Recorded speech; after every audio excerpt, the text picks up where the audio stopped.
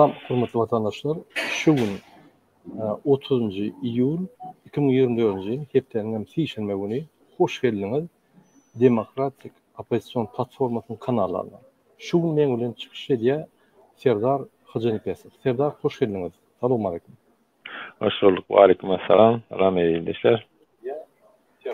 Serdar, eğer de ruhsat berseniz men efiri başlamakam bizim bir dinleyicimiz, bizim bir aktivistimiz bir video uğrattı, şunu koyacak bolyan. Ruhsat berseniz. Ondan sonra biz efir devam edelim.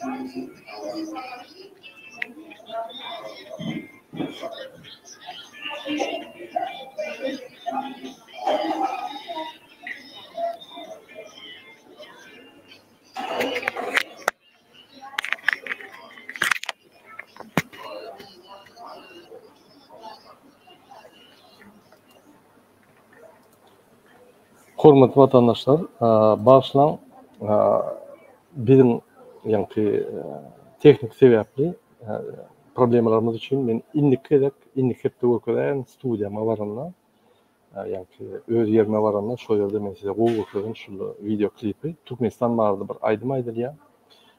Avtoradioda, Moskvanyň bir kanalynda. Şoň üçin şu gerekli başlan men size görkezmädim. Vatandaşlar, men bir topar video taýýarladym, bolýa indikede görkezän haçandan studiýam ýerlikde bolunlar. Şoň üçin biz häzir videosyz ýöne gepleşip geçelim. Şu gepleşigiň esas temasy, hurmatly vatandaşlar, sizin bilen bir söhbetleşip geçecek bolýar.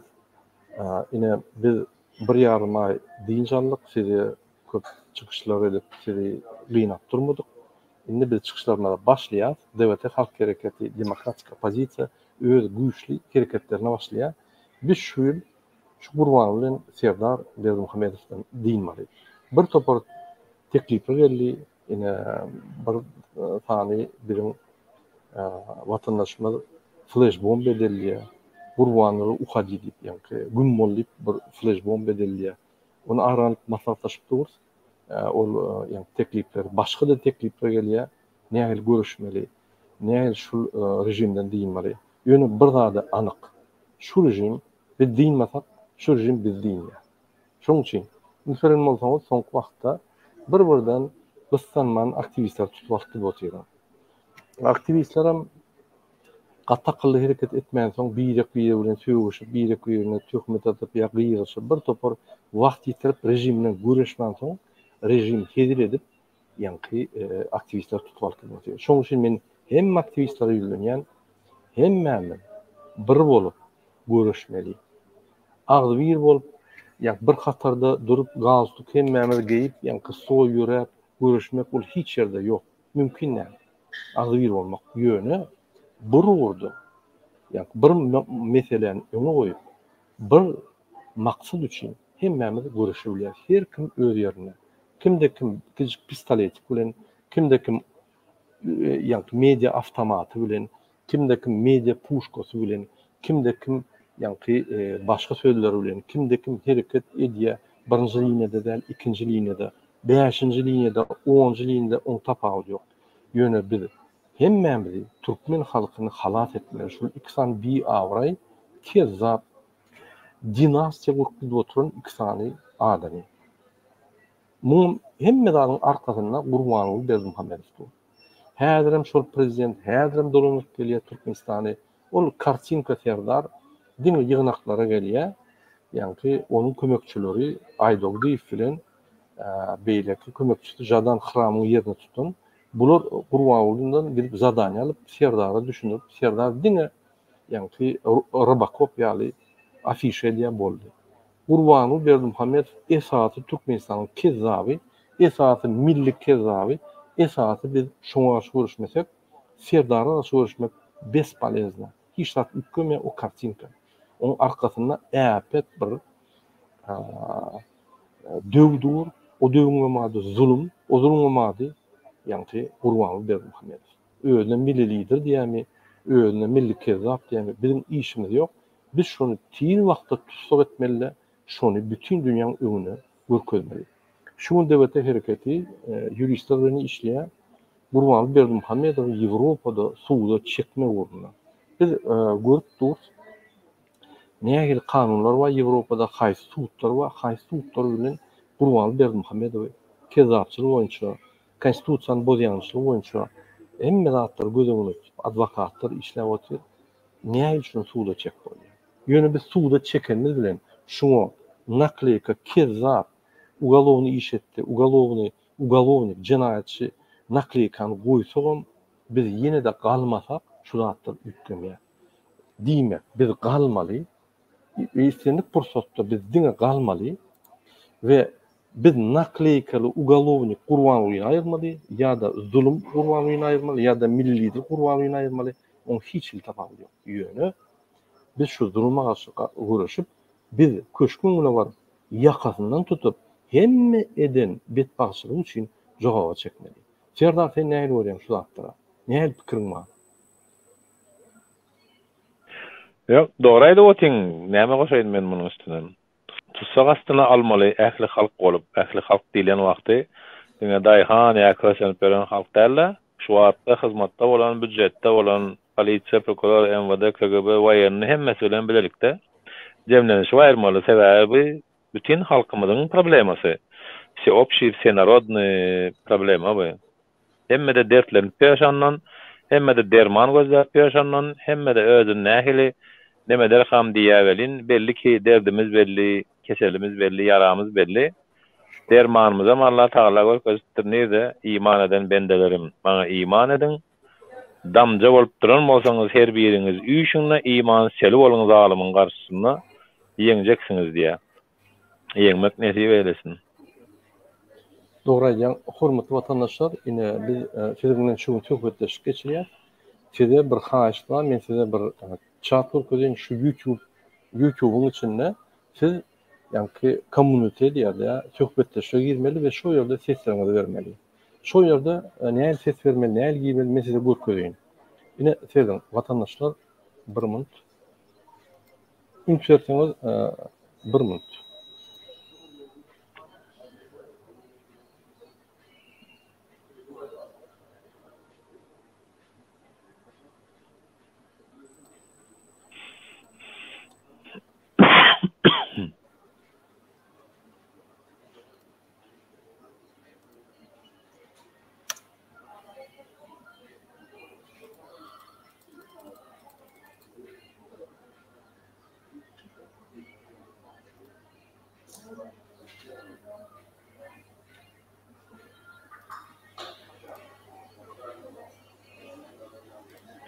Seni gözläp otykan men gurläp oturaýyn onda Murada. Şeýle bir zat barda. Şeýle bir zat barda. Nime diýem? Zulüm bilen awat etip bolmaz diýär. Ýagny bir zulüme garşy, zalyma garşy sen kim şonuň metodlaryny olan döwüp ýenjip urup kırsaň, ýeňjek etjek sadyň ýokdur. Diňe diýär, ýyllar boýunça adamzat taryhyna seredenle hemişe de iman sili bilen ýeňilendir. Diýär Mahtam golay goşkusyna Garadağdan iýner sili türkmeniň diýe. Şol iman sil näýdilýär şonu. Damjalar birleşmeli bir ara we bu hökümetiň başyndaky halky ýoýup oturan, ýurdu ýoýup oturan, dünýäni aldap oturan, halkyna öňkü baýa aldap oturanlardan diýmaň aradasyny etmeli. Elbetde ki yüzüp goýruguna geldik diýene howlugyp berip häzir we ertir etmeliler. Munyň wagty sagady hem bardyr. Ol hem ýakyn wagtda aýdyljakdyr. Şu wagtda Murada görkezlik bolýan zady bir anketa maglumat ýalagat geçirmeliler. Elektron seslerlik ýalag köpüňiziň ýadyňyza düşýändir. Ilki döwürde şu başlan wagtlarymyzda etipdik şoň ýalaklar. Berdimuhammed wezife laýykmy ýokmy diýenne 94% adam laýyk däl, gitmeliydi. Kakoýta 5-6% adam bolýardy ses verenleriň arasynda. Ses verenlerim ummasyz däl, bütün Türkmenistan'dan gynansaňam, ýöne şonu häzirki günne sanyny artdyryp bilsek, näçe adamyň şoňa ses berýändigini görüp bilsek, bu bizler üçin ulaqan plusdur. Aýdy Murad aýyn. Sarılmadık meni bir gedek, ýangy goşulan, ýangy birin efirimde goşulanlara. Ne derdim? Men size häzir birin sahypamda görkezýänler. Ine şu ýerde ünferen bolsaňyz, şol Murat Gurbanow diýen kanala girin. Şu ýerde iň soňky kommuniteli şoňa basýaňyz. Ine şu ýerde de ine iki kelleli prezident durandyr. Ine men ýürüte sos apros koydum. Ine Gurbanow Kezzap zulüm ve onun oğlu Serdar Kezzap zulüm. Şu ýerde aşak düşleňiz görünüp durandyr. Esas soru ataly oğul ikisi Gurbanow ve Serdar Berdimuhammedowyň alyp barýan siýasatyny bolýanmy? Ýa-da Rusça поддерживаете ли вы политику, проводимую Гурбановым и Сердаром Бердимухамедовым? Cevaplar yok bollamok, нет не поддерживаю, hovo bolýan da поддерживаю, bilemok, не могу ответить. Ine mysal üçin men öz sesim goýan şu ýerde, ine yok bollamok goýan. Pardon. Men kanala girmesem, men ýa-da yemerden girmesem bolmaýan, şoň üçin maňa ses berilenok. Men şu ýerde connection etmeli. Connection etmeden men ses berip bilemok. Siz connection'y girýäňiz, siz kommentaar ýazýaňyz we şu ýerde sesinizi berip bilemok. Ne şuna bassaňyz ýok bollamok, şuna bassaňyz hobu bolýan, şuna bassaňyz bilemok. Ine siz şurýaly ses berişlige goşulyp bilersiňiz, bilen sizin isleýänlerinizi biljek bolýar. Şul Serdar bilen Gurbanow Berdimuhammedowlary halk bolup aýyrmalymy ýa-da gaýtyp bütün dünyada yallak bolup şolu gollap, şoň aýaklaryny, ellerini, öňlerini, ýyllaryny oşap ýöremelimi? Bir topor yallak sportsmenler, bir topor yallak muzykantlar, bir topor yallak şoň daşyna ylgap ýören, pul üçin ylgap ýören yallaklar ýaly. Ine şoň üçin habaryňyzy ýazyň, biz her welek çykyşlarymyzda apros edip durýarys. Ýa bize sizin jogabymyz atwajy. Biz sizin üçin işleýäris. Ine häzir gepleşikde siz bizim bilen direkt ýa communication etip bilersiňiz. Şoň üçin kyn görmän, men ýene bir gerek düşündirýän, nähili girmeli. Ine şul Murat Gurbanow diýilýän DVT kanalyna girýäňiz. Ine şu kanalda iň soňky pozisiýa kommunite diýen. Şoňa basýan. Rus soobщество bolýan, Rus diline soobщество bolýar, şana maýda var. Soobщество basýan we şu ýerde iki kelleli prezident derre görnýärdir. Çep tarapda zulüm, öňe milli lider diýilýän bir Kezzap Gurbanow Berdimuhammedow, saq tarapda bolsa kartinka. Onun kartinkasy suratçagyz öňe prezident diýip hundan bäri diýip ýören bir samsyk öňe otulmayan A harpyna şermenne Serdar Berdimuhammedow. Hormatly vatandaşlar, sesinizi berin. Şu ýerde toğrawa ataly oğul ikisi Gurbanow we Serdar Berdimuhammedowyň alyp barýan siýasatyny bolýanmy? Я да Rusça поддерживаете ли политику, проводимую Гурбановым и Сердаром Бердимухамедовым? Yok kollanmak не поддерживаю. Şu ýerde siz ýa-ki nokoda basarsaňyz, öýjüge ýa-da hobo bolýan da поддерживаю diýip şu ýerde basarsaňyz, ýa-da bilemok diýip. Bize sizin sesinizi gatwajy. Ýa-da şu ýerde kommentaar ýazyp bilersiňiz. Ine şu ýerde men ýa-ki ýazdym. Сколько людей умерло за границей? Какая поддержка дип ýazýar. Gasy dogry diýe benim aralaşýar şoňdan. Hormatly vatandaşlar, biz öz ýa-ki çykyşlarymyzy dowam edeli. Ruhsat berseňiz, ine häzir çykyş gidip duka, kyn görmän, ýa-ki görkezmişdi ýaly öz sesinizi berip bilersiňiz. We kommentaar ýazsaňyz, biz sizin kommentariýaňyzy ekrana goýup sizin soragyňyza jogap bereriz. Ýene bir soru bilecek bolýar. Ine Serdar ikimiz we DVT halk hareketi bolup, ýa-ni DVT agzalary bolup, birinji biz şol iksan zulmi aýralymy, egerde biz şoň siýasat bilen ulalaşmasak, şoň siýasaty katastrofa Türkmenistany, bizim ykbalymyzy, durmuşymyzy çağlan geljegini bizim ata-babalarymyň öňündäki awramyzy ýykýany görüp şu durumlary aýyrmalymy? Biz öňe çykyp şulary tutsak etmelimi ya etmellämi? Ya da ay men işim ýok. Murat Gurbanow aýrar, Erti Serdar aýrar, bir gün Düýje aýrar, düýünçi gün Akbar Sapar aýrar. Öýle bir zat kime döwlet gerek bolsa ine gelin aýryň. Mene daşarýda gidýän öýde işläp piwiç bararçy pediledi, bul ýaly işläp gezip berýän diýip şeýle gezmelimi? Ýa-da şul göni çatda kommentariýaňyzda öz pikirleriňizi. Serdar sen berdimi? Hawa berdi. Onu kyn görmesen sen näme pikir edýäň? Senden maşaly. Sen pikirin näme? Sen golýam şol iksan kezagyň alyp barýan siýasatyny ýa-da sen bular kezap däl, diýne arkada beýlekem arkadagy Serdar. Diýmek diňe bir arkadagy bolan Serdar, şol arkadagy diňe Serdaryňky bizimkiler şol gollamalyň ýa-da şol aýdýan. Neme de başlan kameram ýapyk şu wat. Neme diye su içdim. Su içtim. Elbette ki goldamadığımız için şu yollarda näçe ýyllardan bäri Allahan soňumuzy haýır etsin. Tagaman ýurdumyza dolandyryp atbarsyn.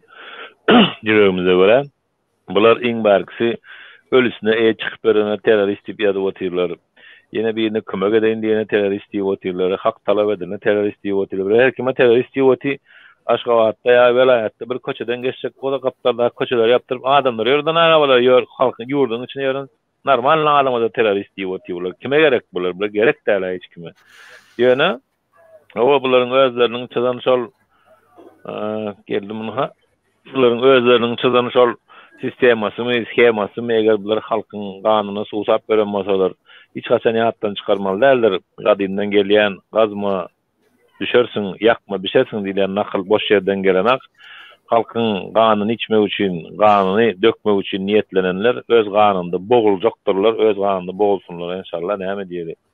Allahdan dileýäs giýje görünis, Allahdan halkymyza iman bersin sebäbi köpçülükleýin musulman halky bolanymyz üçin Allaha imanymyz elmedamla bolmaly. Sebäbi zalimi nädip ýeňersin? Zalimi elbette ki Allah'a iman edersin yani. Kâfirleri soraýa da Allah'a iman näme diýmek? Allah'a inanmak, peýgamberlerine inanmak, kitaplarına inanmak, ölümün bardygyna, dirilişiň bardygyna, ölümün hakdygyna, dirilişiň hakdygyna inanmak, haýryň we şerriň Allah'dandygyna inanmak. Ve biz şol Kur'an-ı Kerimde de aýdylýar ýa 48-nji sure 48-nji 58-nji aýatda Nisa suresinde sizin başınızdakılara diye sizden bolanlara itaat edin diye. Emmailin yurdun başında oturanlar bizden däl bolup oturuşlary. Peygamberimiz Aleyhissalatu vesselam ama diye hadis-i şerifinde son hutbesinde ey musulmanlar diye sizin zalim zulüm etmeň diye ve zulüme de uğramaň diye yani zulüm ettirmeň başındakylara özüňize diye. Soraptırlar muňa alak zalim ýolbaşçy bolsa başymyzda bular bilen urşalymmy diýenne araňyzda namaz okayan bolsalar, namaz okayan çağlar degmeň diýe. Bugünkü günne sorag döreýär. Soragam döränek der kime aýan ruwaňly bolsun, ogly bolsun, beýlekler bolsun, jemaata gelip mesjitde namaz okanyny bize göremiz şu wagtda çeldi. Haýdy bir murada sag ol. Okey, sag ol, köp sag ol aýdan üçin. Hormatly vatandaşlar, ýene bir gerekse ýülenýän ýalňyza men çat görkezim, şu sawupçy diýen çata barın. Şol bizim kanalymyzda şol çatda da öz sesinizi berin. Birinji soru, esas soru. Ataly oğul ikisi Serdar we Gurban Berdimuhamedowyň şu günde alyp barýan siýasatyny gollaýarmy ýa-da ýok? Birinji ýanky liniýada ýok, gollamak. Ikinji liniýa gollaýan, üçünji liniýada bilemek. Gaýtan bolsa birine bassaňyz, ýanky biz sizin seslerinizi, sizin isleglerinizi bilerdik. Men ýene bir gerek häzir bu közen Serdar Gurlanda şo çağdy ýöne kyn görmeň seslerini berin. Egerde şo çağda sawupçyda girdim mesela şul çağda ýazyn, şu videoň aşagyna kommentariýada ýazyn. Men gollaýan, gollamak ýok diýseňiz, ýok bolýar. Hawa diýseňiz gollaýanyňyz, bilemek diýseňiz, men bilemek, men siýasata goşulamak men arabam geçti köprüden, men işim yok, hiç bilen diýseniz, onun bir pozisiýa. Biz sizi günäkärlämde yok. Sizin dogulu hakyňyz bar, gollamak. Şol ataly oğlun alyp barýan siýasatyny. Sizin dogulu hakyňyz bar, şonu gollamallar. Sizin dogulu hakyňyz bar, goşulmallar. Öz isteňiz boýunça ýöne bir zady düşünip goýmaly. Haçanla sen ses berip, ya golyan, ya gollamayan görkezseň, sen şu döwletiň raýaty, sen şu döwletiň içindäki bolýan zatlara täsir et başlaýar. Ýöne haçanla sen, ay mene bilemek kime döwlet gelip bolsa gelip alyň ine, men Türkmenistan jaňa demde adama käbelen şey diýär. Ay bile hiç haber bilemok, ine döwlet gerek bolsa, prezidentlik gerek bolsa gelin ine edin alyň döwlet sizin ki mene bäze passajer ýaşaýan hiç nade demek gibi aýdýarlar. Olary düşündirmek kyn bolýar. Bir telefon gepleşikde düşünüp bolmaýar, şoň üçin çykyşlarda düşündiremezek, başga biriň mümkinçiliklerimiz ýok. Ýöne şeýle bir pozisiýa bolmaly adamda. Ya goşulmaly, haýtan bolsa bir tarapyny almaly. Egerde bir tarapyny alanynda argumentler bolmaly. Ine mysal üçin men Serdar Hajanipesov gollaýar. Nämçik? Muň pozisiýasy düşünükli. Serdar zuluma garşy guraşýar. Serdaryň guraşyp ýetjek maksady meniň maksadym bilen deň gelýär. Serdar şu maksada ýetende oňa kömek berip men onu gollaýan. Serdar şu maksada ýetende men çağlam, meniň ömrüm açylýar, ýa-ni balym ütgüýär. Men Türkmenistana gelip arky döwüşme açyp girip biljek. Hökman maňa wezip berip gel, hökman maňa bir zat berip gel. Men şol iýler bir zat etip oňyan bolsa menem edip oňar, menem kanun bozman işleýän şertler döre. Ine şoň üçin men Serdary gollaýar. Men mysal üçin Serdary gollamak, men Gurbalyny gollaýan, onu başga argumentler bolmaly. Şu zulüm, men şu zulüm bolsa-da şunu gollaýan, bir üçin zulüm, bir üçin bolsa şu arkada, men arkam tutýar şulardan.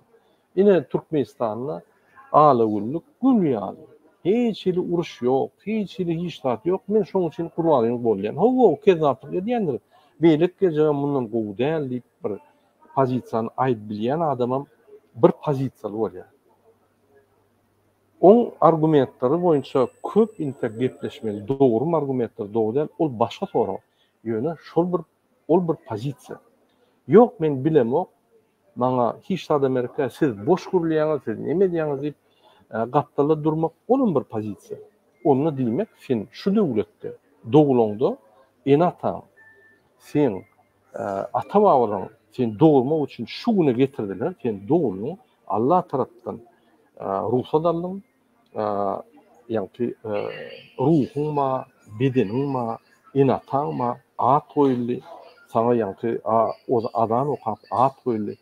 Sen doğulunla adat doğulun. Sen keyfine yaşayacak. Yani hiç nada koşulacakken bir yerde bir zat oğlum olmasa oğlan yani kan bozmadan bolsa kan bozan men wyjwat etjek, öýçek maňa geljek merekde şun kulmaşda boldy diýip o pozisiýada mümkin dogrudur käbiler üçin.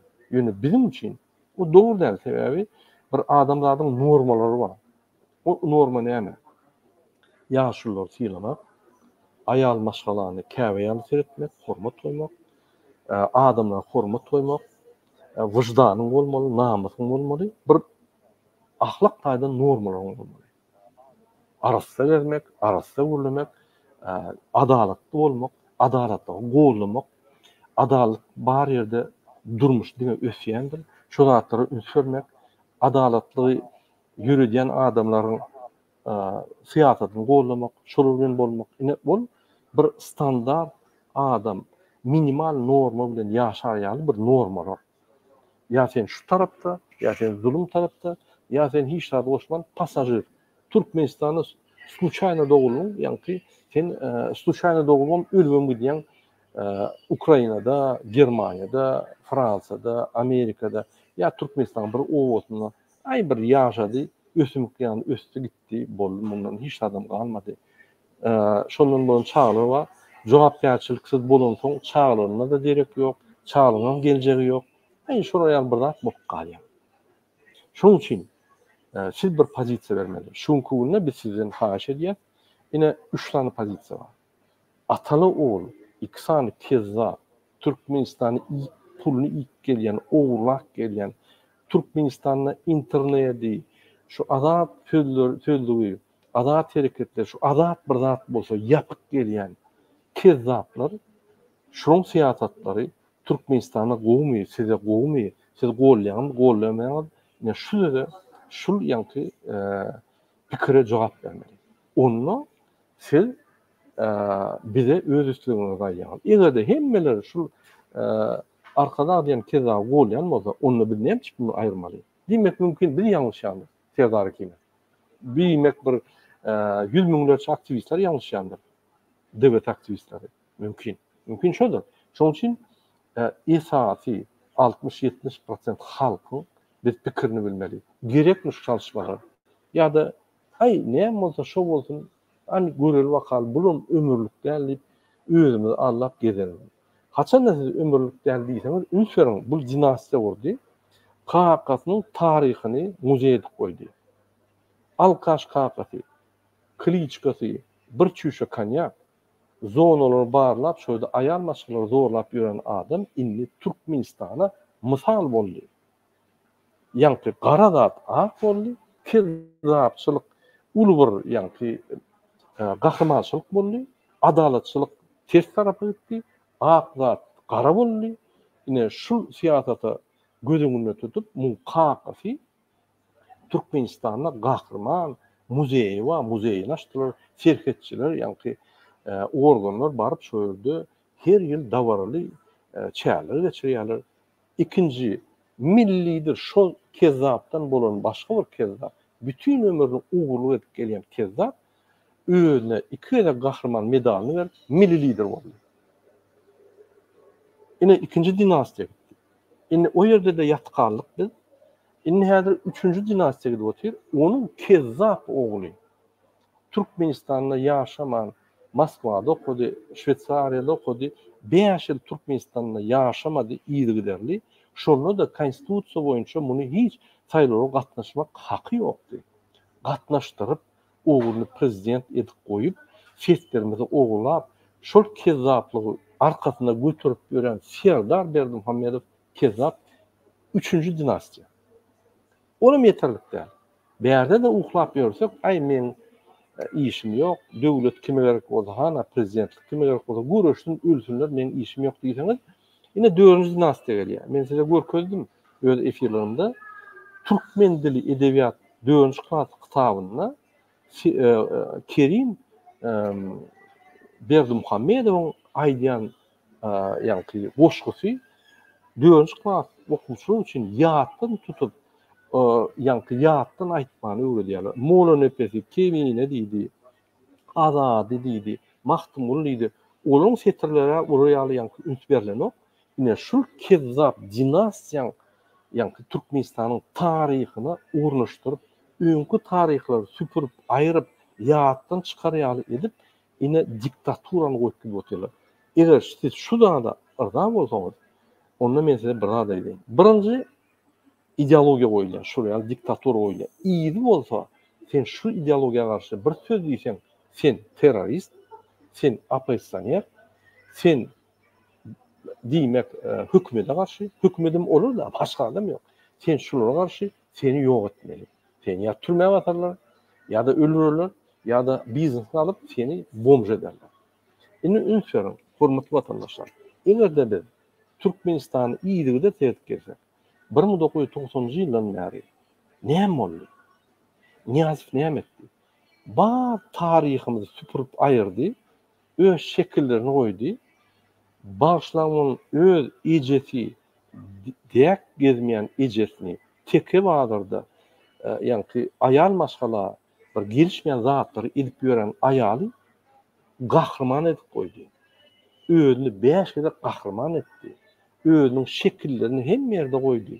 Ruhnamany ýazyp biziň aňyrdan gelýän taryhymyz, türkmen taryhymyzy aýryp süpürüp, hemme zatlary aýryp, öz döwletini, öz ýanky Türkmenistany gurup başlady. Bizim intim oturduk. Inni şu Niýazyň goýunyň zatlarynyň üstüne ýanky Gurbanyň dinastiýasyny goýup oturýar. Şolar dol goýulansaň 4. pokoleniýa Kerim bolar edi. Ine ýaňy ýakynlar Türkmeniniň görkezdi. Kerimoğlu Edil Serdar Berdimuhamedov ýaly daşary işler boýunça ýürütürleşdiren üniversitede Angliýada gutordum diýdi, etdi. Ýöne ne egzamine vardı, ne diplomuna vardı. Ýöne satyn alyp gaýtdylar. Özem her wagt aýda bir gezek Türkmenistanyň samolyotyny, ýani prezidentin samolyotyna gidip muny akadýalar ýeközüni getirýärler. Kimin hakkı var? Näçi bizim vatandaşlarymyz bil tapman, pul tapman, Türkiýe bilen bu haramzada eýýem kezzap, entek 18 ýaşy yetmeke kezzapçylyk edip muňu beýlik kezzap. Bizim pulumuza prezidentin samolyotyny berýär, bizim pulumuza şoň benzinini berýär we bizim pulumuza şonu akıttırýar da getirýär aýda bir gezek ýeközüni. Näme prezident bolsa hakkı barmy? Elbetde ýok. Prezident bolaýsyn, prezidentin abiyatlary var, jogapkärçiligi var ve hakkı var. Şondan çykmaýarlar. Çykdy, muny kakmaly. Bütün dünýäde şeýle näçe Türkmenistanda bir prezident bolsa, padşah ýaly berýär. Konstitusiýada ýok wagtlar. Ine şu wagtlara siz düşünseňiz, onu normalda siz Gurbanly Serdar Berdimuhamedov gollamaly. Egerde siz şu wagtlara bu normalnym rada onu Allah berýär bize. Bu bizim Hudaýymyz, bizim padşahymyz diýip ýörseňiz, eýýämden gulçulugy, ýani aýagy ýykylyp ýörseňiz, onu mümkin sizin pozisiýaňyz sizin üçin dogrudur ýöne, bizim üçin şo dogru däl. Serdar sen näme pikir edýäň? Şonuň ideologiýasy görünen okmy? Halk görýändir şol öz ideologiýasyny goýup taryh halk görüp otyr, hemme zady bilip otyr, hemme zady o sene men mesele ýatlap çykdyň 91'e çelli gitdiň, ölen adamlar bilen bizim işimiz ýok. Her näme bolsa da öňkiň aýdýan bir sözi bady, halk kol bolmasyn diýýärdi, halka degmeýärdi. Bolýa ondan geçeri esasy mesele geleli, bugünkü näçe wagtdan bäri efir açdyk, köp wagtdan bäri çykamyzak. Bu hökümet hakykatdan bir duzak kurdumy, duzak kurmak niýetli bilen etdimi sebäbi adamlar aýdýar da ýa-ni daşlar ýurtda aýdyp otyrsyňyz, ýurdun içinde gystykça gysyp barýar, tebigaty öldürip barýar, zäherläp barýar howany. Näçe ýyllardan bäri bu zatlarym aýdylyp oty, eşdilip oty. Bular elbetde ki hiç kim goldanak, ne pagonly milisesi, ne pagonly waýennysy, iň berkisi Balkanda bolan poligona gatnaşmady, ne atasy, ne ogly, biri lider, biri prezident, Serkerdabaşy diýip ady bar. Yani Serkerdabaşy ýok şo poligon waýenlaryň uçenýalarynda. Bu şundan belli, meselem Ýewropada sene meştip örendirsiň näme diýerler? Тот президент, который боится своего войска и своего народа, он долго не просидит у власти diye. Şimdi bular ýa-da edip saklanjak bolup otylar, görüljek bolup otylar da bular muňa barmaýanky hökümeti goldaýanlar ýa-da beýlekiler Seýitnazar Seýdem aýdýar, gorkýanyňyz oturuň aýarlaryňyzyň gujogyna öňüňizden çykmaň. Iň barkisi Peygamberimiz aleyhissalatu vesselam müminler bilen Mekke'ye gaýtyp gelenlerinde Allah Taala diýär ki indi köp bolduňuz, jemlenişdiňiz, ağız bir bolduňuz, mukaddes olan topraklaryňyza dönüň diýär. Topraklaryna dönenlerinde habar goý berýärler. O wagtlar radio ýok, internet ýok, atly bilen goý berilýär. Bugünkü günde biz radio, internet üstü bilen muny goý berip bilýäs. Diýär ki egerde Urşak aşılmajak hökümete garşy men çykjak däl diýip gorkýanyňyz bolsaňyz öýüňizden çykman oturuň ne aman galarsınız diye. Welin bu hökümeti öwýänler diye, bu hökümet zulüm edip duran wagty muňa garşy hakykat aýdýanlar ular utulandyrlar Allahyň Taalaň gatynda diye. Eger bular öwüp we goldaýanlar diye, ana bular ýitirendirler diye. Nähili diye faraon diye özüniň goşuny bilen suwa gark boldy we şol şekilde hem halk bilen birlikde dozaha girecek bolsa, Qurban Gulyny goldaýanlarym edil şoňarak boljakdyr. Ol Kur'an-ı Kerim 1400 ýyl mundan öň geleni bäri, gelen hem bolsa bugünkü günnäki ýagdaýy hem açyk görkezipdi. Nähili göreşmeli, agzy bir bolmaly, jebis bolmaly, dama köl diýen sözi gözüňize getirsek, bir sil bolmak üçin bu damjalaryň birleşmesi gerek. Her bir adam bir damja bolýan bolsa, bu damjalaryň bir ara gelmegi gerek. Zulüm bilen zulmy abad etmersiň diye, emma iman siliniň garşysynda hiçbir despot, hiçbir diktator, hiçbir zalim durup bilmez, dayanıp bilmez.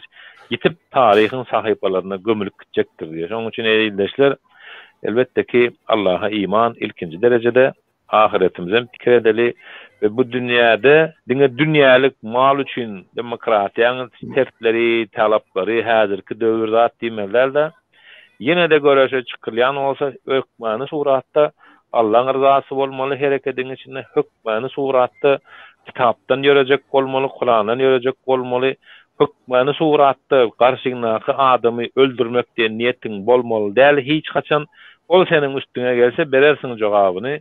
Emma velin qalı verse de iman edip iman bilen karşısına gelen wagtyň Allah Taala diýär: "Ey bendelerim, siz bana iman edin, hereketiniz edin. Men karşıňyzdaky düşmanyň kalbyna şeýle bir gorky salaryn diye. Olaryň sizden gorkuşyny bir bilsediňiz diye imanly bendelerden diye. Menden şeýdik gorkanaklar, sizden gorkuşlar ýaly diye. Şoň üçin eýleşler Kur'an-ı Kerim'i doğa orap boynunda götereniň gowzat. Ona mesturmaly, olam gorýajaby şonu kebir diýene Kur'an-ı Kerim'i biz okumaly. Allah Taala'nın birinci buyruğu oku, ey bendem oku diye. Ýatlamak üçin okuma, manisini düşünmek üçin oku. Bir gezek oku, iki gezek oku, üç gezek oku, 100 gezek oku. Okumana yaltanýan bolsaň teknologi östi, tak kulagyna naushnik dinle, düşünýän dilini öwren ilki, manisini näme diýär, näme goýýar. Ölümli dünýäni mazarlıklar bark göreňiz akmy, mazarlyk mazardan doly. Giden gidip otyr, wagty geçmegi bilen tekizden otyr üstüne gömülüp gidip otyr. Ölümli dünýäwi. Sizce meniň rızamy gözläp zuluma garşy görüşseňiz diye bu ýolda ölenleriňiz şehit bolarsyňyz, ölmedikleriniz hem näme gazi bolarsyňyz diye meniň gözümde de gowy görnärsiňiz diye.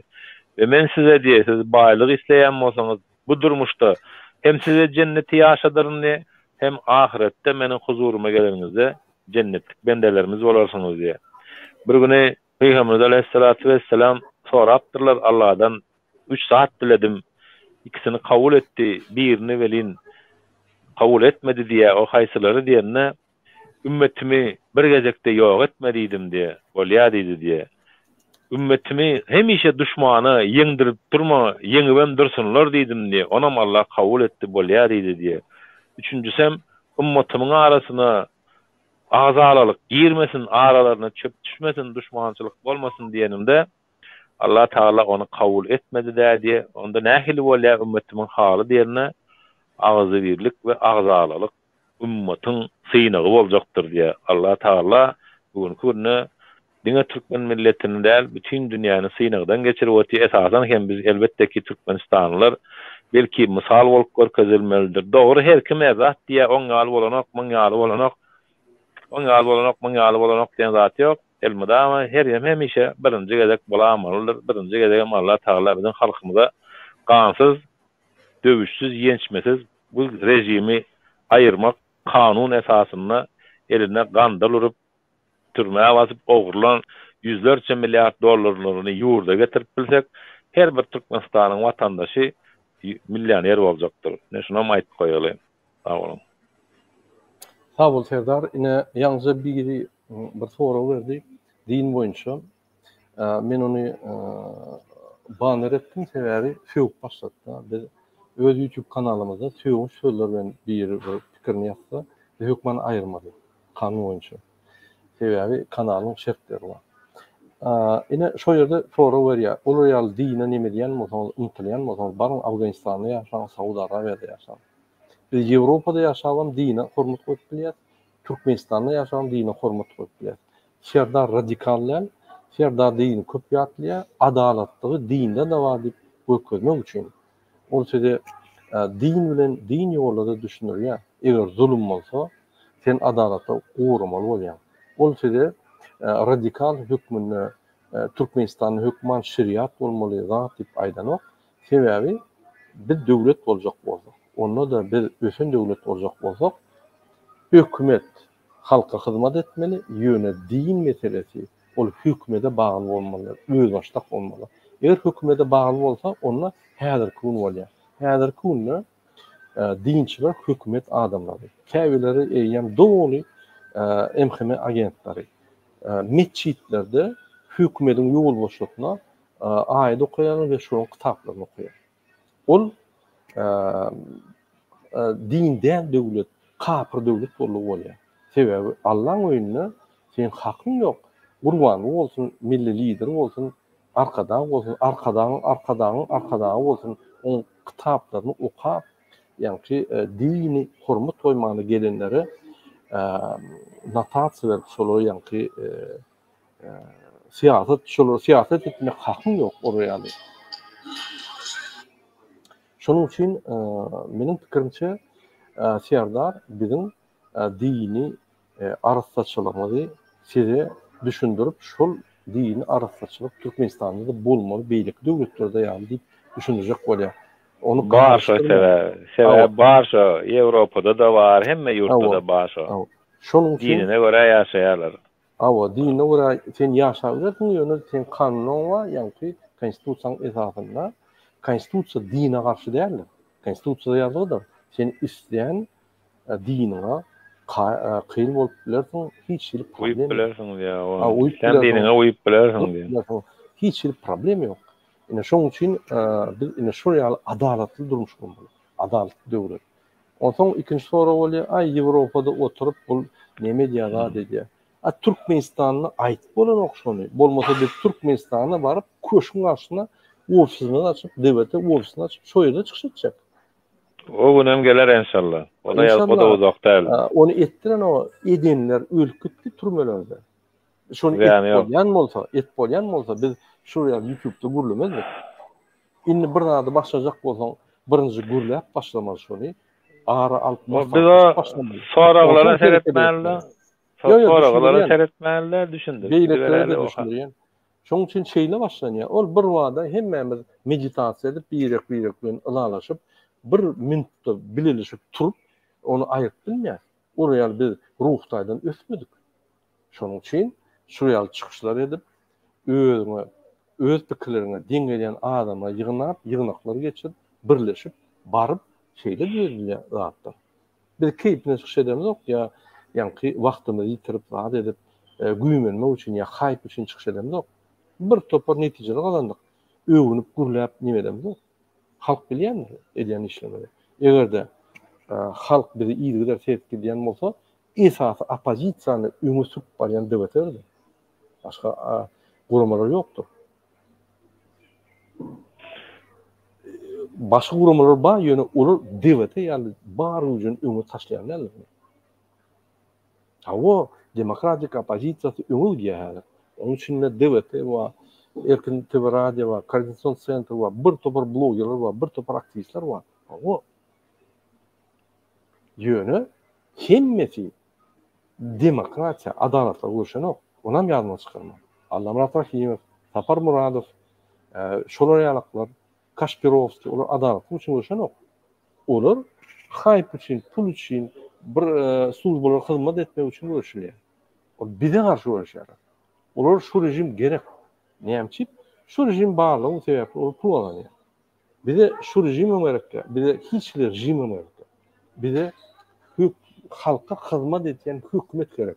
Onuň üçin de saýlawlar geçirmeli. Kim etdirse olsun. Kim ýeňilse eliniň saz. Gaýtyp gollar. Ýöne ýeňiş we bähtäçlik arasynda bolmaly.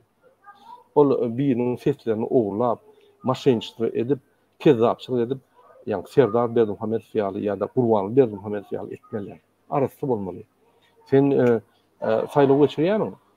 Sen ýani Türkmenistan saýlaw geçirýärmi? Hemme partiýalar bolmaly. Açdyň partiýalaryny çykyş etdiň. Halkyň önüne jogapkärçilik berdiň. Ýeňsin, utsun, gollaly. Sen diňe bir saýlaw däl, bir topar saýlaw bar. 10 mogulu saýlawlar bar. Sen munutmasaň unutmasaň hiç şey tutmasaň sen sesim bar. Täze partiýa görüşýär. Mümkinçilikler bar. Häzir näme bar? Biz ine efirde çykyş edýär, Türkmenistana barylýar. Türkmenistana baryp ine registrasiýa etjek bolýar, etdiren oklar. Näçip? Gorkýarlar. Biz bir uçşagymyzy bilýärler. Şoň üçin biz efire çykyp, hereketi güýçlendirip, hemmemiz içine baryp, öz konstitusiýon haklarymyzy aljak bolýar. Bize kezaw merekkel, gurbanlar merekkel, gurbanlyň oglan merekkel, onuň ahtyga merekkel, onun yani yığınlara gerekke bize şu berdi Muhammed sonra düğünün gerekke. Başarsak Türkmenistan çägini kowmaly emmetdi.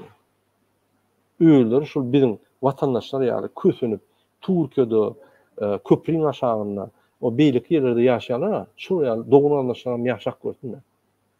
Türkmen halky ýaly. Oson indik geljekleri metaly. Serdar sen näme pikir edýän? Ine biz häzir çykyş edýär efirde.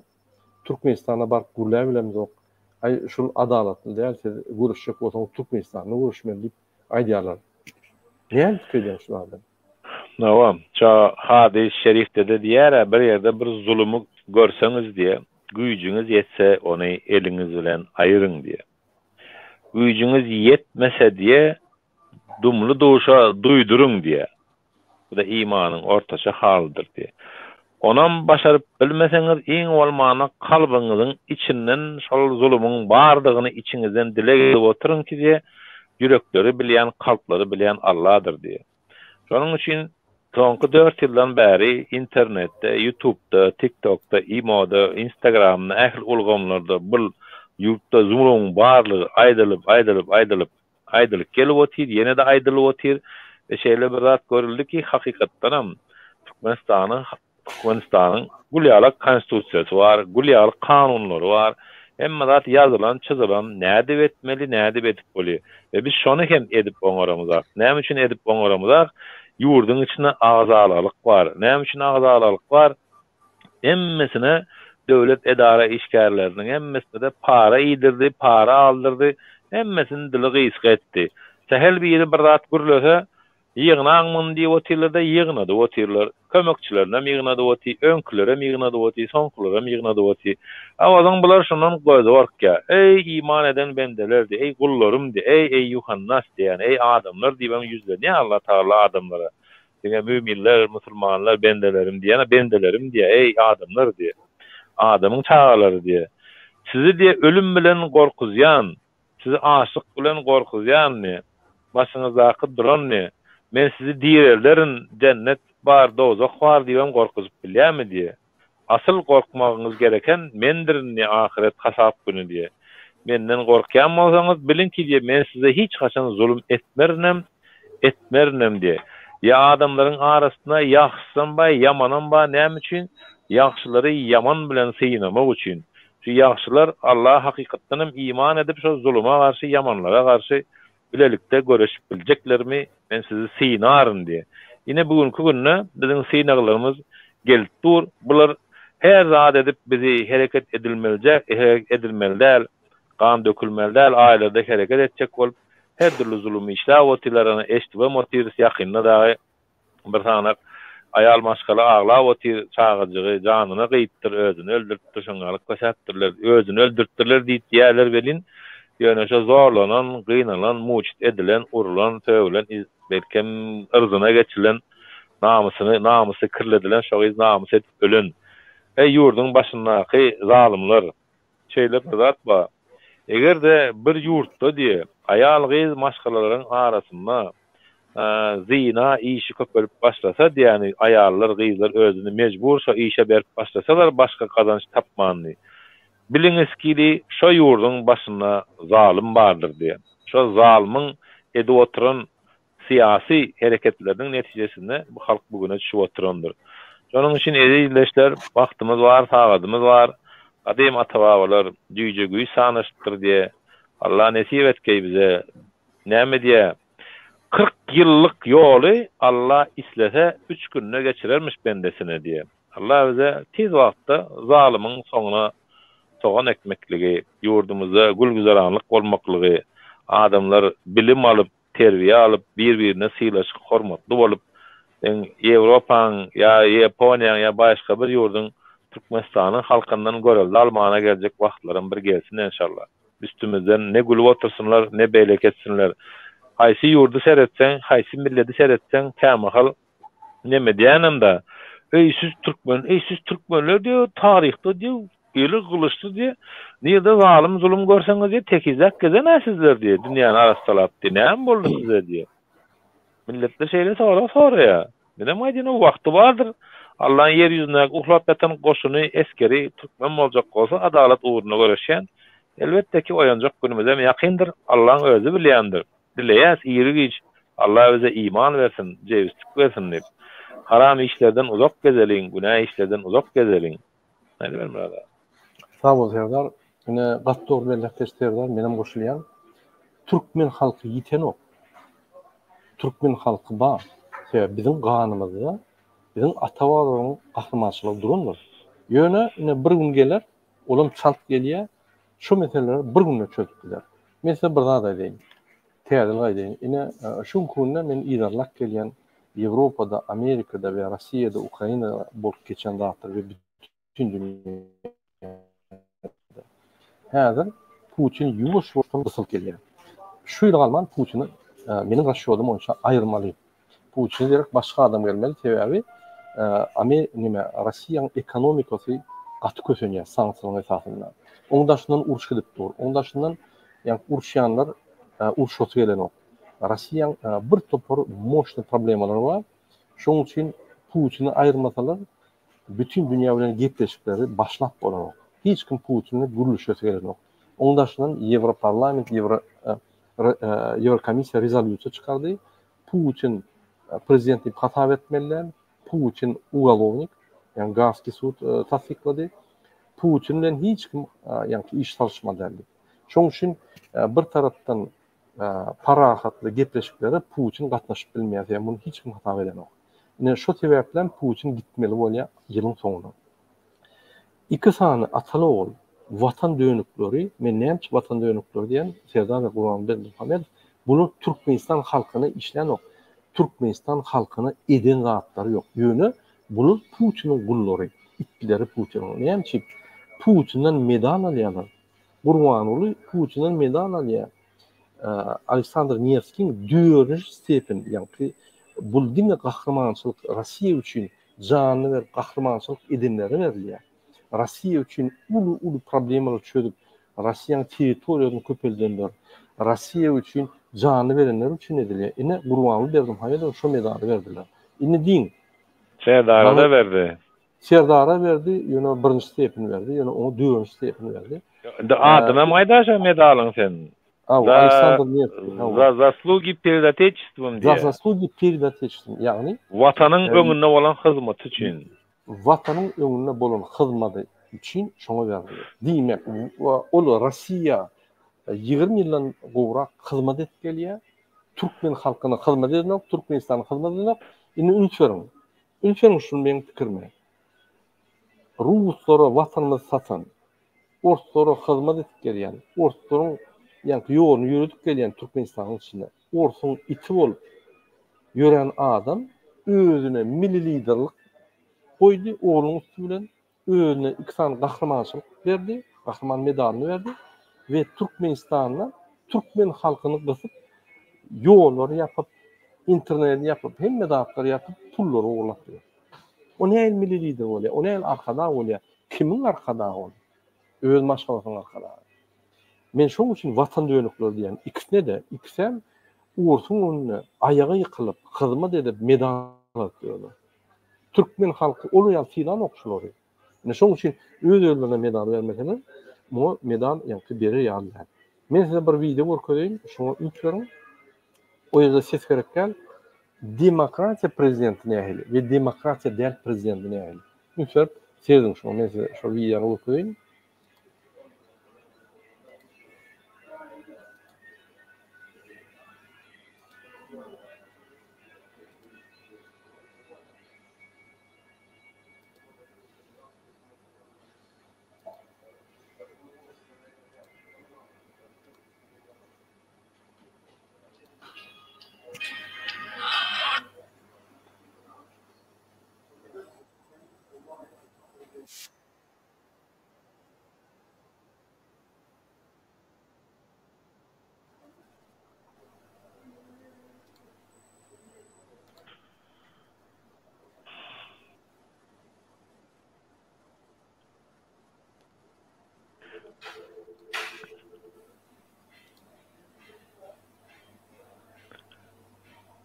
Gepin gysgasy izleýişler Murada gözler versin.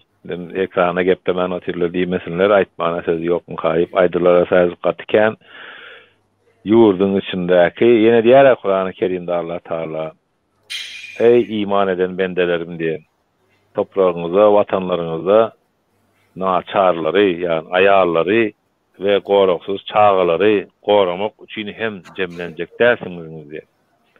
Onun için edilleşler Avredelin yine alacak 4. Ağustos'ta nesip olsa Muharrem ayı gutorya Allah nesip eden önümüzdeki 4. gün bu hem Allah Teala'nın Kur'an-ı Kerim'de ayet geçeni İncil'de de var, Tevrat'ta da var. Allah'ın 12 ay var. Yılın devamında 12 ayın içinde 4 ay kan dökmek için, zulüm etmek için haram edilen aylardır.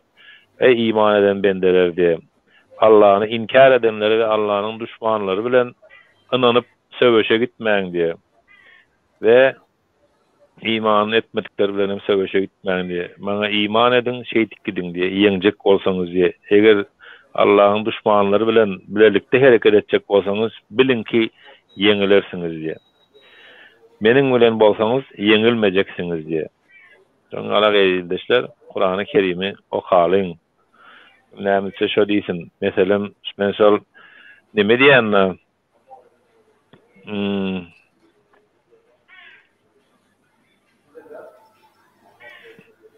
Şeyle bada Ashab-ı Kehf suresi var.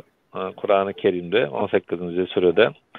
Zulkarneyn barada görüň berýärde. Şol barada şu dünýäde kendimeler gidip alımlaryň bölüşip gidip oturýan arasynda Zulkarneyn bendämi diye ol diye günü izarlak gitdi, gün batara tarap diye.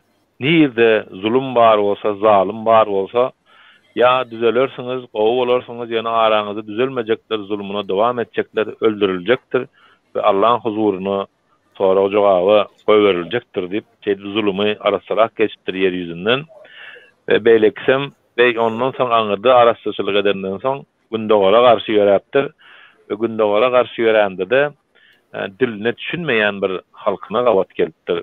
Diline düşünmeýän bir halkyna gawat gelipdir. Meniň YouTube kanalymda men şoň videosyny goýdum. Bular bana Zulkarneyn'in güýjüni, gaýratyny, gudratyny görýärler-de şu taýda mäjit bir bela var. Şunu bize kömek etsen, şundan diýin biz sana näme diýsen töläl diýenlerinde sizin tölegiňiz, serpaýyňyz maňa gerek däl. Allah'ın berjek tölegi serpaýy maňa artykmajy bilen yeter diye size netçek haýyşym diye o demir bilen mis eretip getirin. Neki iki dağın arasynda men bulary salaryn diye şo taýdan guýmaly bolar diýip şolaryň üstünden şo guýýar we şo dağ häzirki günü o her kim her ýerde diýen bolýar ýöne hakykatdan mene vertolyotda gitdirler, barlapdyrlar. İki dağın arasynda şeýle tek ýer gömülen yer var. Şol tekiz gömülen yer doğrudan buğdun aşağından gazyp görtdirler ve doğrudan bir demir var, zat var gatyken şo Täjikistan, Kırgızstan, Himalay dağlaryna yerleşen bolmagy mümkin. Bu näme üçin aýdyp otyryň? Eger ýadyňyza düşýän bolsa, Oğuz Hanyň heykelini ýa-da suradyny hemmäňiz görendirsiňiz. Oğuz Hanyň nuştaýyny no şahýaly zatdy, ortasynda da günnu da ve şonu alımların köpsi yarısından gowragy denýärler. Zulkarneyn ýagny bu Allah'ın ýerüzündäki eskeri zalimy, zulmy ýok eden şol Oğuz Han bolmagy mümkin diýen nemeler ýakýarlar. Käbirleri İskender Zulkarneyn diýip Aleksandr Makedonski diýjek bolýan taraplarym bar ýöne olar gaty az. Ýa-da Musa aleyhissalam diýjek bolýanlar bularam gaty az.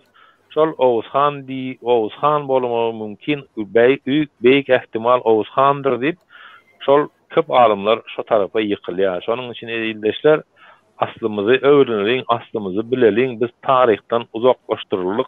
Aslymyzy we taryhymyzy bilemiz. Aslymyzy we taryhymyzy bilsek, dünýä ýüzüne adalaty ýere goýan nesillerimiz nesip edenden. Şonuň üçin hem 1917-de ne bir revolýusiýa gelen wagty Sowetski, ondan öň 1881-de Göktepe galasyny ýok edip kyrlandan soň undokdak çağılary Orsiýada alyp giderler, Orsiýetde ýetişdirýärler we bulary o Nikolay Yomutski, Tatyana Tekinskaya yana bir dip revolütsiya döwrüne gawatlap Türkmenistana izine getirýärler. Ve şeydi Türkmenistanyny bir halky bilin aldap, ýagny kommunizm diýmek aslında adalet diýmek diýip şeydip aldap dogry baýlaran bareken zaýaçylyk etip beren mollalaran bareken halka aldap beren köçenip beren halk bar. Bulara karşı göreşe ayağa kaldırıyorlar. Bugün gününe bizi göreşe ayağa kaldıracak olan kaptaldan gelen bir millet olmalı elde halk olup özümüz şondaşına geçmeli, öz tarihimize, öz yurdumuza eye çıkmalı, gelecek yaşları, nesillere ovu gelecek koymalı, ovu önünü açıp vermeli nesip edenler edilmişler. Ve yine de şu tayda devam edeyin elbette ki Murada biraz diyecektir dedim çıktı. Çıkıdan hafta da Bahadır Usta'ydı, can gelendir. Edilleştir. Aydı ver Murada. Gattoğ belakkeştin biz öz niyetimize, öz ata-babadan gelýän tarihimizde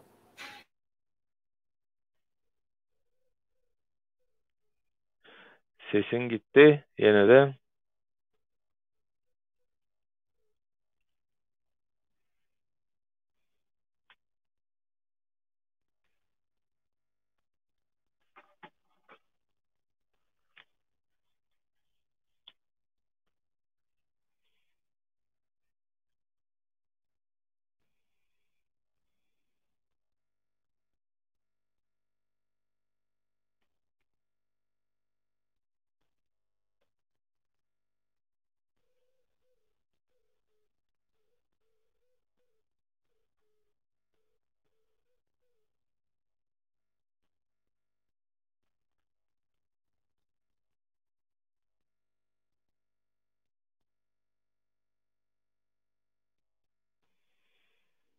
Be, näme boldy yine de bilemek efir gidipdimi, gidenakdamy ýöne ihtimal gidip duran bolmagy mümkin.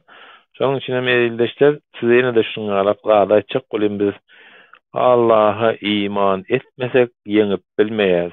Şoňa göz ýetirmeli her birimiz. Açın Kur'an-ı Kerim'i okan, tanıyan, bilýän mollalaryň dualy soran aýtmaz mollalaryň käbirleri. Ýöne de şolardan sorap aýtdyrmaly şolara hakykaty. Ey o dünýäde dowdakda ýanarsyň zat diýip ýadyna salmaly. Allah seni bagyşlamaz diýmeli. Dowdakyň azaby elhençdir, elbetdir diýmeli. Biz şoň üçin hereket etmeli. Ölümlü dünýä bu. Bir gün Allah jan ýol düzelip gidenden soň, haman ýurdumuza barandan soň Serdar Hoca'nın bir yere yapışıp yatan yeri yok. Ya da başka birinin bir yere yapışıp yatan yeri yok. Elbette ki Dostoyni adamlar, manasip adamlar yurdun içinde de vardır da. Şeyde diýäňmi, hereket, täsir, hökümet bizi eşdenak, eşitmekçiren bolupdy, eşitse-de görmekçiren bolupdy. Ýöne özüňiz göz ýetiriňler, men şu wagt yurdun içindäkilere ayağa galyň diýip hiç haçan aýdymagam, aýtmarlam. Ayağa galdyrjak bolsam, adamlar benim bilýärdim diýerin, plan çyslogun, uças diýerin şeýdip görkezip bararys, Allah nesip etsin bize şeýdip barmany yurdumuza. Biz yurdumuza barana kan dökmek üçin, çaýkamak üçin ýa-da ekonomika zaten izde ýykylyp gelýär. Ekonomika ýykylyp gelenek, ekonomika gowda ýöne yurdun puluny, hazyna puluny birleri ogurlap öz jüglerini urup otursa, halka da ulanmany bermese, ekonomikany spesialny şey diýerler de. Diňe oňumga näme diýerler, o dünýä alyp çekýärlik basyp ýygna otirler niýetleri näme? Elbette ki yurdun başynda oturan, ýalňyşlyk bilen çykarylan bugünkü günde yurdun başynda ezasy halkyň, watanyň, ummaty Muhammediň, adamzadyň düşmany otir. Men şo student wagtym ýadymy şäde Türkiýanyň bir nemesi bardy, başbakany hem professor, alim diýseňem bolýar, ulema diýseňem bolýar, dini bilgisem bardy. Ya tanýar ýagty bolsa Necmettin Erbakan dip şol diýärdi, ey musulman diýe. Oyan diýe. Oyan düşmanyň giýje günnis planlar bitjäk, giýje günnis hereketde diýe. Owa bizi uklatdylar, owa biz ukladyk, owa biz bilmedik. 70 ýyllar SSR döwründe Türkmenler sesini çıkaraýmasyn diýip Türkmenleri hemme produkta bilen üpçün edip oturdular. Moskowski Abispçene diýen ady vardy.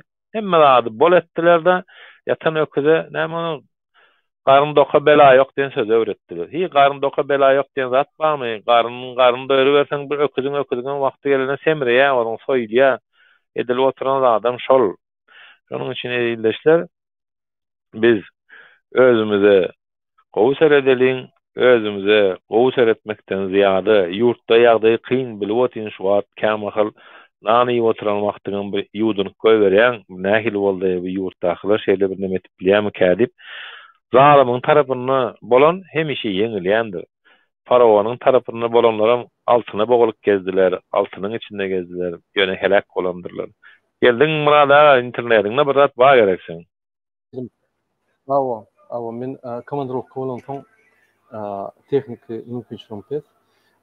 Men bir anons etjek bolýan hormatly watandaşlar, DWT agdasy bolun, DWT goşulun we DWT halk hareketi bilen şu liksan zulümy tutsak edip Türkmenistanda adalatlyk we demokratiýa bolun.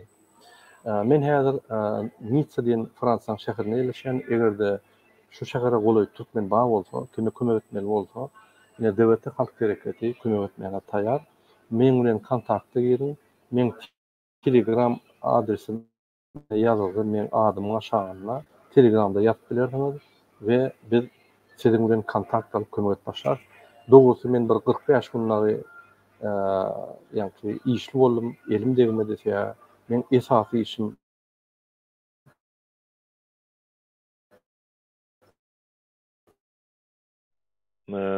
Doğrudan murada senin Odan murada sen internetin kän gowy del, asylyan arasynda sesin gelmeýän galýa.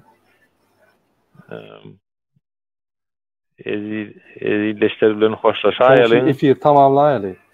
Tamam. Men efir hoşlaşalyň. Sağ bolun hormatly watandaşlar. Indiki çykyşlar içinde biz çykyşlarymyza bak. Olya sağ bolun ezildeşler. Allah'a emanetiniz. Hepden aýagyna ýene görüşeriz. Näsip bolsa özüňize gowy seredin.